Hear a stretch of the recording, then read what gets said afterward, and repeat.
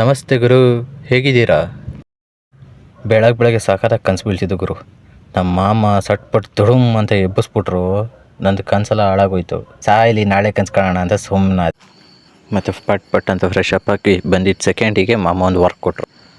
ಸಣ್ಣದಾಗ ವರ್ಕ್ನ ಒಂದು ಕಂಪ್ಲೀಟ್ ಮಾಡಿಕೊಂಡು ರೂಮಿಂದ ಹೊರಗೆ ಬರ್ತಿದ್ರೆ ಸಖತ್ತಾಗಿರೋ ಒಂದು ವ್ಯೂ ಗುರು. ನೋಡೋಕ್ಕೆ ಸೈಕಾಗಿತ್ತು ಮಾತ್ರ. ಹಂಗೆ ಎಲ್ಲರೂ ರೆಡಿ ಆಗಿಬಿಟ್ಟು ಆಂಧ್ರದಿಂದ ಪಾವಗಡಕ್ಕೆ ಸೈಜ್ ತಗೊಳ್ಳೋಣ ಅಂತ ಹೊರಟ್ವಿ ಗುರು. ನಾವು ಹೋಗ್ತಿರೋ ರೂಟ್ನ ನೋಡಿದ್ರೆ ಒಳ್ಳೆ ಮರುಭೂಮಿ ಥರ ಇತ್ತು ಗುರು. ಪೆಟ್ರೋಲ್ ಗಾಡಿ ನೋಡಿರ್ತೀವಿ, ಡೀಸೆಲ್ ಗಾಡಿ ನೋಡಿರ್ತೀವಿ. ನಾವು ಎತ್ತಿನ ಗಾಡಿ ನೋಡಿದ್ಯಾ ಗುರು? ಬಾಗ್ರು ಎತ್ತಿನ ಗಾಡಿ ನೋಡು. ಈ ಬಿಸಿಲಲ್ಲಿ ಹೆಂಗೆ ಹೋಗ್ತಾರೆ ನೋಡು ಗುರು. ಹಂಗೆ ಇದನ್ನೆಲ್ಲ ನೋಡಿಕೊಂಡು ಪಾವಗಡಕ್ಕೆ ಬಂದು ಸೈಟು ವಿಸಿಟ್ ಕೊಟ್ವಿ. ಸೈಜ್ ತೆಗಿತಾ ಇದ್ದಂಗೆ ಅವ್ರು ಒಂದು ಗ್ಲಾಸ್ ಮಜ್ಜಿಗೆ ಕೊಟ್ಟರು ಗುರು. ಮಜ್ಜಿಗೆ ಕುಡ್ಕೊಂಡು ಅಲ್ಲಿಂದ ಹೊರಟ್ವಿ ಗುರು.